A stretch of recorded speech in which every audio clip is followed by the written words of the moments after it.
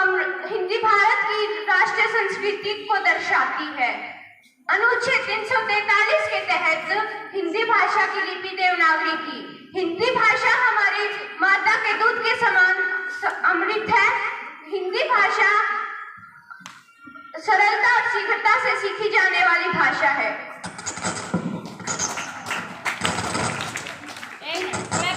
बीच में डिस्टर्बेंस होती है, इनकी कन्वर्सेशन चलने दो। हिंदी भाषा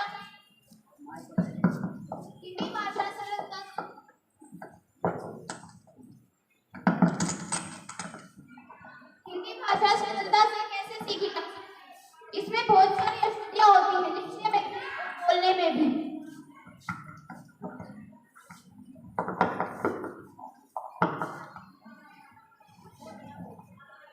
हिंदी भाषा सरल और सहज कैसे है? इससे लिखते टाइम भी मात्राओं की गलती होती है और बोलते समय भी।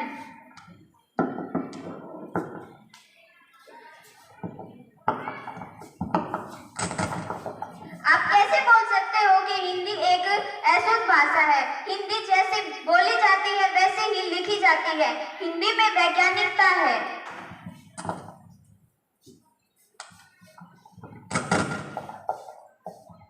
कहाँ है हिंदी में वैज्ञानिकता? हिंदी को अगर सीखना सरल होता तो हिंदी ग्रामर की जो बुक होती है उसमें नाउन की संज्ञा की साइड में नाउन होता है और सर्वनाम की साइड में प्रोनाउन होता है। तो कहाँ है हिंदी में शुद्धता? आप ये बताइए कि इंग्लिश में शुद्धता कहाँ है?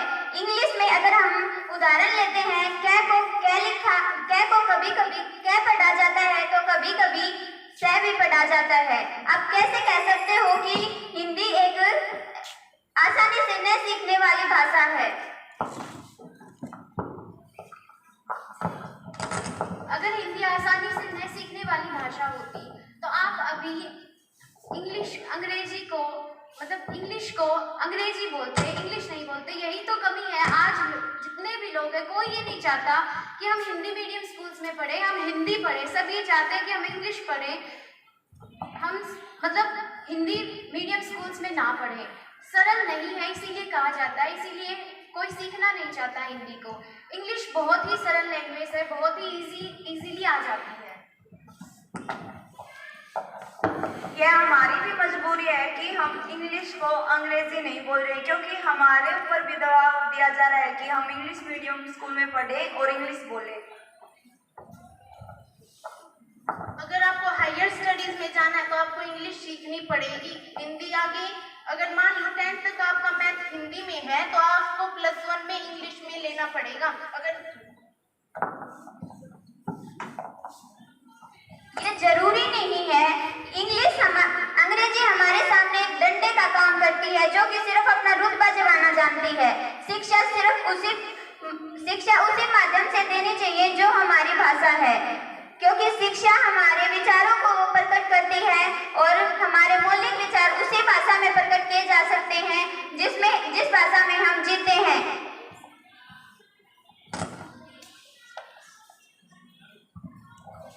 अगर हिंदी में ही आपको पढ़ना है तो हायर स्टडीज में इंग्लिश कंपलसरी क्यों है? क्योंकि ये हमारी सरकार की कमी है। हमारी सरकार अगर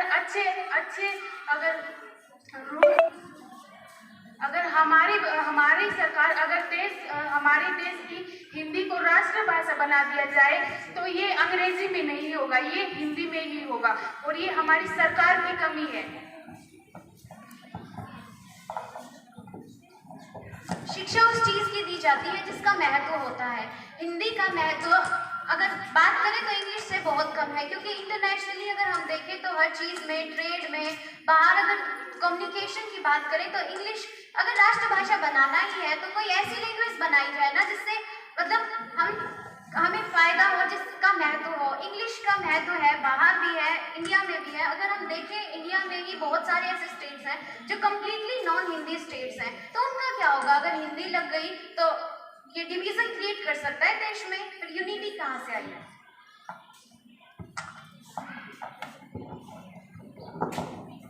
पहली बात तो देश में पूरे विश्व में 206 देश है, जिसमें सिर्फ 14 देशों में अंग्रेजी बोली जाती है, और वो भी जो अंग्रेजों के गुलाम थे। और हमारे देश में 28 राज्य है, और हम ये मान भी लें कि 2-3 राज्यों में अंग्रेजी बोली जाती है, लेकिन जो बाकी राज्य बच गए उनमें तो हम हिंदी बोलते हैं। वो हिंदी को समझ सकते हैं, बोल सकते हैं और पढ़ सकते हैं।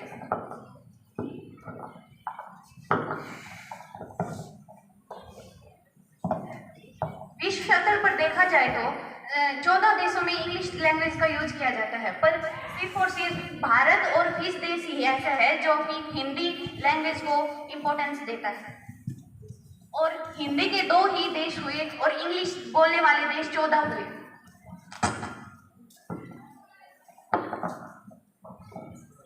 किसने कहा कि अंग्रेजी सभी देशों में प्रसिद्ध है? अगर भारत से कोई मंत्री विदेशों में जाता है तो वो अपने साथ किसी व्यक्ति को लेके जाता है, क्योंकि बहुत से मंत्री ऐसे हैं जो अंग्रेजी नहीं जानते। वो व्यक्ति उस भाषा को हिंदी में ट्रांसलेट करके उस मंत्री को बताता है। मान ले अगर पीएम मोदी बाहर किसी कंट्री में जाते हैं तो वो इंग्लिश का यूज करते हैं, हिंदी का नहीं, क्योंकि वहाँ पर हिंदी को जानने वाले लोग कम हैं। इसलिए इंग्लिश को ही इंटरनेशनल लैंग्वेज बनाया गया है फॉर ऑल द कंट्रीज। 27 सितंबर 2014 को जब भारत के प्रधानमंत्री नरेंद्र मोदी थे तो उन्होंने संयुक्त राष्ट्र में हिंदी में संबोधन किया था, जिससे जो हिंदी राष्ट्र था वो खुशी से झूम उठा था। तो आप कैसे बोल सकते हो कि दूसरे देशों में प्रधानमंत्री जी सिर्फ इंग्लिश में भाषण देते हैं? उन्होंने एक बार हिंदी में भी भाषण दिया था। हिंदी में भाषा की बात नहीं है, यहाँ बात है मेनली इंग्लिश में देते हैं। एक बार हिंदी में देने से हिंदी की महत्ता का बढ़ावा होना जरूरी नहीं है।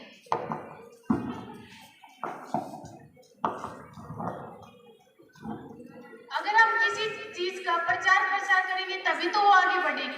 अगर हम हिंदी को भारत की राष्ट्रभाषा बना दें तभी तो उसका विदेशों में प्रचार प्रसार होगा। अगर हम किसी चीज का प्रचार प्रसार करते हैं तभी तो वह दूर तक फैलती है। अगर हम हिंदी को राष्ट्रभाषा नहीं बनाते तो वो नहीं फैलेगी। अगर हम हिंदी को राष्ट्रभाषा बना दें तो विदेशों में भी प्रचलित हो जाएगी और वहाँ के लोग उसे समझने और बोलने लगेंगे।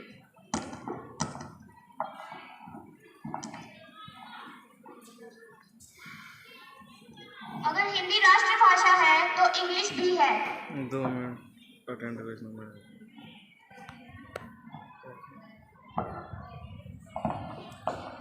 वो कैसे? अगर हम स्कूलों में इंग्लिश पढ़ते हैं परंतु उसे हमें याद करने के लिए हिंदी में ट्रांसलेट करना पड़ता है। अगर आप नॉर्मल कन्वर्जन में ही हिंदी का यूज नहीं करेंगे तो हिंदी कैसे विस्तार करेगी? अब हम बात करें तो ये हिंदी में नहीं करते, हम खड़ी बोली में करते हैं। ये प्रॉपर हिंदी नहीं है, और हिंदी है वो संस्कृत से ली गई है और इसमें बहुत ज्यादा भाषाओं का कॉम्बिनेशन है, तो प्रॉपर हिंदी का यूज नहीं होता।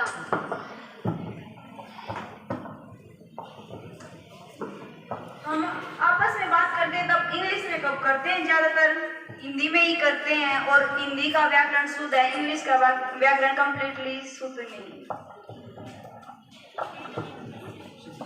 अगर हम कई बार जाएं तो हम अपना इंटरव्यू इंग्लिश में देते हैं, हिंदी में नहीं, क्योंकि अगर हम हिंदी में इंटरव्यू देते हैं तो हमारी पर्सनैलिटी को डाउन समझा जाता है। इसलिए हम बाहर कन्वर्जन में इंग्लिश का ही यूज करते हैं, क्योंकि वहां बात पर्सनैलिटी पे आ जाती है। अगर हम उदाहरण लें तो एक बार भारत से एक अध्यापक यूनाइटेड नेशन में गया था, तो वहां उसने देखा कि जो वहां के मंत्री हैं उन्होंने फ्रेंच में अपनी ही भाषा में भाषण दिया था, लेकिन वो भाषण किसी को भी समझ नहीं आया था, क्योंकि अलग अलग देशों से व्यक्ति आए हुए थे। जब बाद में उनसे क्वेश्चन किया गया कि आपने अपनी भाषा में भाषण क्यों दिया, हमें तो वो समझ ही नहीं आई, हम तो बस ऐसे ही बैठे थे, तब उन्होंने एक बहुत अच्छा आंसर दिया कि फ्रेंच भाषा एक शुद्ध भाषा है, इसका व्याकरण शुद्ध है, और फ्रेंच भाषा में एक शब्द रूप और धातु रूप अलग अलग होते हैं। तब उनसे क्वेश्चन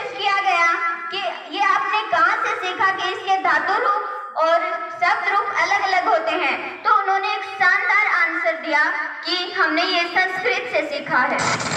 और हिंदी न केवल एक अकेली भाषा है बल्कि ये संस्कृत, उर्दू, फारसी ये सभी शब्द भी हिंदी में आते हैं।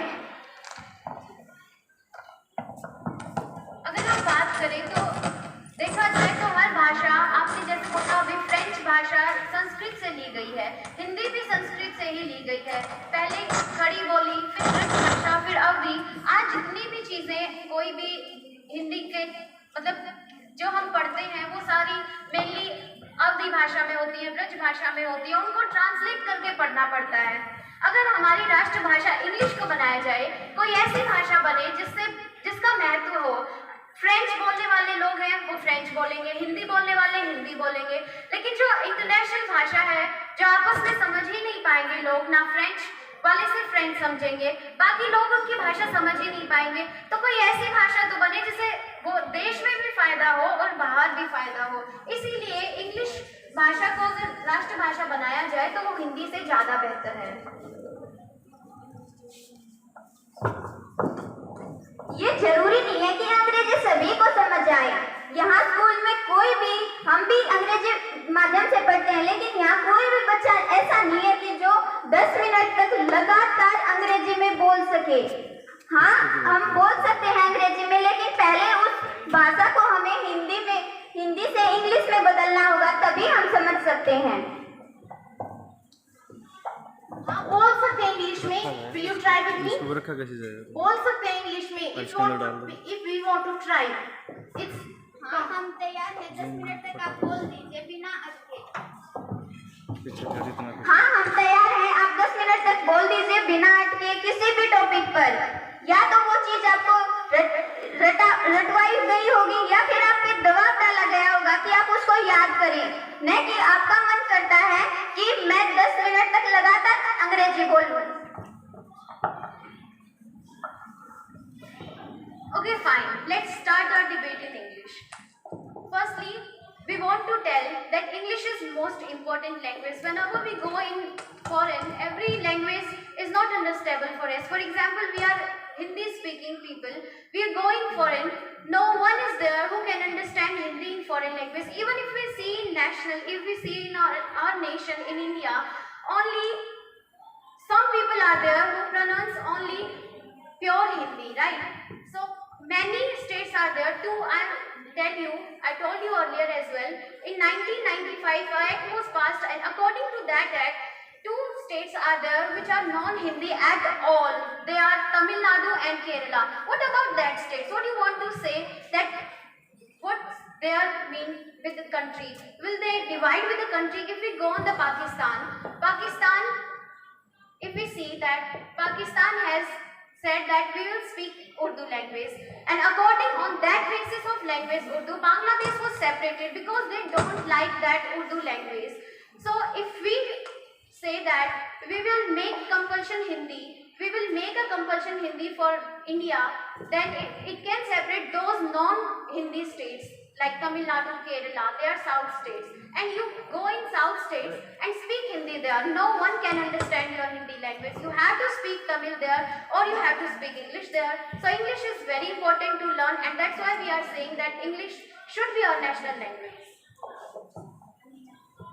If we see that after the independence of India, first state Arunachal Pradesh is divided into two states. It is based on the language.